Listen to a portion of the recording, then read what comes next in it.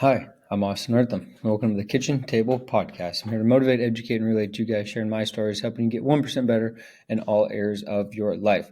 Welcome to episode 133. Appreciate you guys tuning in today. Got a good docket here on the plate today. If you're new here, what we do is we have a quote of the week this week. Then we talk about where I saw God this past week and what I have learned and how to get a little bit better, hopefully relating to some situation that you may have, whether it's your team, yourself, your corporate team, office, classroom, family, whatever it might be. Hopefully it can relate to some situation that you may find yourself in the future or have in the past. So without further ado, here we go. This week I got two quotes. It's going to kind of, the quote and where I saw God is going to kind of lead into also what I learned. So it's going to be a little jumbled mess maybe this week, but that's how life is. So we're going to roll with it.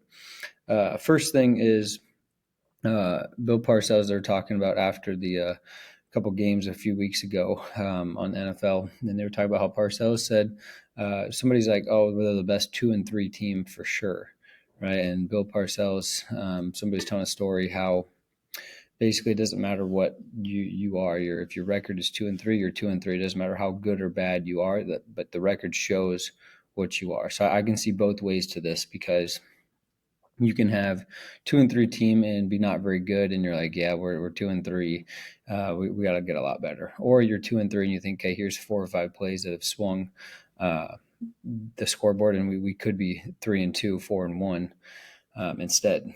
So it's both to look at it like kind of the positive side or the negative side. But reality is, I like the reality no matter what. Reality is we're 2-3. Where do we go from here? Then the other quote I liked was by Bill Belichick and said, if you aren't getting the results that you expect or that you want to get, that things need to change. And I think about that for our own football team that I help with. I think about that in terms of our goals in life. And if we're not getting closer to our goals, then we must be getting further away. And goals, we have a timeline, right? So it's not a dream. It's a timeline. Goals need to be reached at a certain time where we set them, especially if you take an in-season type thing or a semester of school. Or a deadline to get a proposal done to some sort of business for a product. And I think of, okay, what's the priority then? So in football, quarterback's always a priority, right? So I think of our football team, like what can I do for my position that might be prioritized? And then where does that fit in the overall team, and doesn't fit the other parts of our team that need to be better? So is it an effort? Is it a scheme? Is it a personnel? Is it how we go about our business? Is it a norm? What is the issue? First of all, what's the priority? And then does my fix multiple things or not? And if I can align those together, then that means we're going to get better in the long run. And that takes continuous learning, again, from my standpoint as a coach as well, which I think I've talked about before, and how valuable I think that is. Continue learning, continuing trying to get better all the time. And that will lead into where I saw God this past week, and that is some of the football team hasn't really maybe been the identity or the results that I'm looking for, but learning and changing things a little bit, learning what I can do if I was in a different position, had more time to be able to do it, learning what that would need to look like, and how to make it better, and also learning about the players a little bit more in order to make sure that they're in places to be successful. So we haven't, so-called in quotes, been winning, but we've been learning a lot. I think both players and coaches, and now we're it's sucky for the players because we're not going to make the playoffs, but we're in a good spot of, okay, this is next year's team that's playing right now. And how can we get them experience, and what can we learn from, and what can we pick out that might be beneficial for later on in the future? And we got to take those seriously. It can't just be season's over now. For those seniors, obviously, it's not a great time because it's going to be a couple more games and they're done. But for them, how can we go out on a high note and continue to get better and still enjoy that time and try to reach a couple goals that we still have? And I think the same thing in the business. I might not be winning in a certain area of my business, but I'm setting myself up for success. I'm learning what's working, what's not working, and trying to make that a little bit better, a little bit cleaner, a little bit more productive. It does suck to have the front end stuff done, and the back end is where you make the money, or get to actually experience what you're working on. So hopefully that comes to fruition here at some point. But we're thinking of ways to make it better, and it's going to take some effort. And we gotta understand that effort, success from the effort might take some time still, and that's what I'm working at. And it's okay for now, and we'll come to a point, like I said a few weeks ago, that we're more urgent about it. We're going to continue to learn to set ourselves up long term for success, and continue to enjoy the process and work on what the process might look like in the future. So that's quote and where I saw God this past week. We'll kind of add some more to that as well. One thing I learned this week is kind of my coaching plan. So I talked a little bit about what I've been learning, right? So things I've really learned about is, one, we need to be fundamentally sound at football, right? So there's a lot of different moving pieces, and something that I like but dislike as a coach is being football smart, right? So and players, it's hard when the players might not know every situation, and you have to go through that as a coach. And I say we shouldn't have to go through it, but it is my job to go through it. So making sure that there's no stone left unturned, going through all the situations, again, takes time. But if I could set that up in some sort of a packet to give them each week, and then know, here's when we're doing walkthroughs, here's when we're meeting, here's what we're going to do at a little bit faster speed, here's what we're going to do at live speed, and here's what it looks like. So they see it in three different ways. They see a play drawn up, they see it in a walkthrough, they see it live, and they watch it on film. Then they do it themselves. So there's actually 5 ways. Having those and taking pride into it, and know which players are supposed to go where and how to rotate them in based on college and NFL and high school kind of flow of the game per se, and maybe even the athletes you have. But what I really think is that after fundamentals, you need to have good conditioning, because there's a lot of people who would want to take special teams off. So if you can keep that conditioning, make sure they're not tired, find your identity. So I want smarts and speed, and then simplicity of those calls, so everybody knows what they're doing and it's consistent, that they can learn week to week. And then what goals do we need to reach in order to win, right? So right now we want to have a punt that's 30 yards for the outcome. We want to have kickoffs that they start behind their 30-yard line, because percentages go up if they're going to score.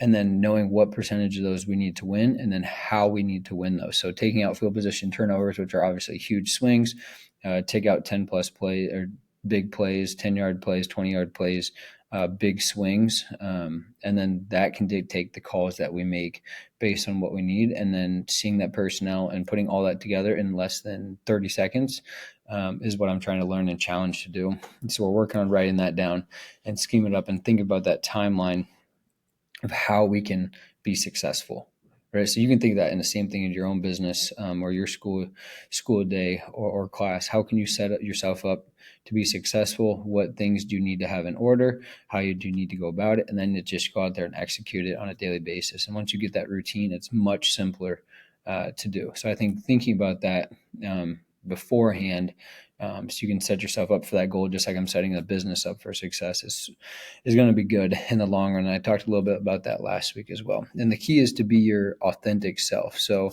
no matter what the situation is, go for gold, right? Don't be afraid to make the mistake. I really don't like when people go on kickoff and they get deer in the headlights and they're like, oh, I can make the tackle, and they stop. They need to go full speed and dive at their legs, right? So that's not great technique, but you know what I mean. Instead of freezing and letting them come to you, you go fly. I love that people on special teams or gunners fly down there, catch them, and just go for the tackle. Right? If you miss it, I'm going to be mad, but somebody behind you hopefully is coming. So we got a chance to make a great play. That's better than not trying to make the play at all. Be your authentic self, because no matter if other coaches are doing what you agree with or not, you need to present you, because that's the way that it's going to be best run if it's your position. Right. So no matter if I'm doing something different from the DBs, from the wide receivers, as long as maybe the head coach knows what's going on, they can live with that. They can fire you if they don't like you. Right. But I think you should be your authentic self, because that's going to get you further in the long run. Since we're on football here, the next thing that I saw was a couple weeks ago, like 5 top 15 teams lost in college football, right? NFL, we got a lot of teams around 500. You never know what's going to happen, which makes it very entertaining, of course. But something that I want to think about is I always get mad because top teams shouldn't, like Vanderbilt beat Alabama. When that happened, I was like, that shouldn't happen. And I get angry about it, right? So I think in life, when things don't go our way or don't go how they should, we get angry. So a lot of life starts with acceptance. So I think we should accept pandemonium is the name. Accept chaos, accept the unknown, accept what might happen. And life really is only 10% what happens to you, and the rest is how you respond. So accept it if it might not go well, and find ways to make it better and go from there. That's what makes life fun, is solving those problems. And if you look at it as a challenge rather than a threat, in the psychology world, we tell that people all the time, you're going to have less anxiety and you're going to have better performance, because you're going to have higher confidence, which is going to also lead to better self-talk. It's kind of like either a domino effect down or a stair step going up. And once you get to the top, it's not any easier. We got to stay there.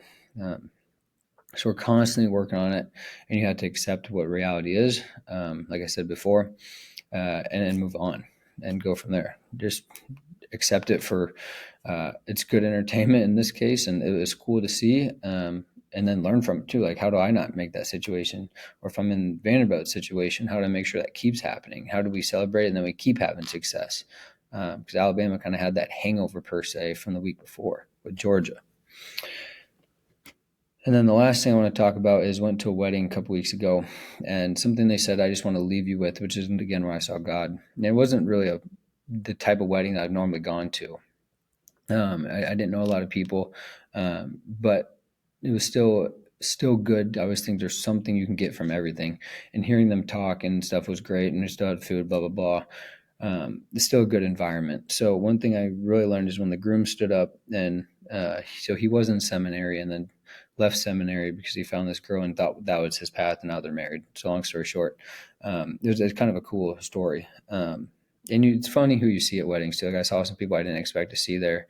It was just cool to say hi, and it's a small world, it really is. But one thing that he said is, each experience, he hopes, especially one thing we got out of today is he hopes that you saw God, you experienced God in some way. And I think that should be seen in every instance that we do. If we're doing something, we need to see God from it. And then the second thing is, was it filled with love? Or did you feel love? Did you have that sense in your heart? Did that burning sensation? Was your activity filled with love? And did you experience God? And I think if you can say yes to those two things, and it's a great thing for you. And if you didn't, then did you not recognize it, or is it something that you shouldn't be involved with? And I think that helps us to find our purpose and meaning in life, and maybe our calling, what we're supposed to be doing. It might not be that exact thing, but it might be a step along the way. And part of our purpose is figuring out what we do and don't like. And if we add God and relationships in that equation, it just makes it that much more powerful. I said a couple weeks ago, I went to the other wedding, that those are the emotions, and you remember it's because emotions were high, right? It's tied in a knot to you. And they're more meaningful with God and friends. And so if you can take that with you throughout your week, it'd help you have a better week, hopefully, but also give you a better sense of where you're going in the future.